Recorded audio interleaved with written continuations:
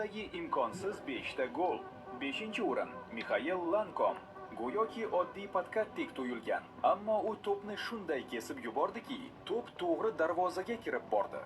4-o'rin Papi Sisse Chelsiga qarshi o'zaro aql bovar qilmas trayektoriya bilan zarba berdi. To'p bumerangdek qayrilib, aniq devyatkaga kirdi.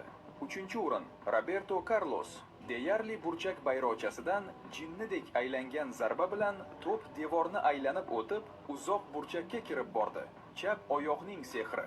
2-o'rin Moht Faiz Subra. Uning goli Pushkash mukofotiga sazovor bo'lgan. Jarima zarbasida to'p parvozda 2 marta yo'nalishini o'zgartirdi. Ham darvozabonni, ham fizika qonunlarini aldadi. 1-o'rin Zlatan Ibragimovich. Angliya darvozasiga 30 metrdan o'ziga qarshi bisiklet zarbasi. Bu shunchaki gol emas edi. Bu sof san'at edi.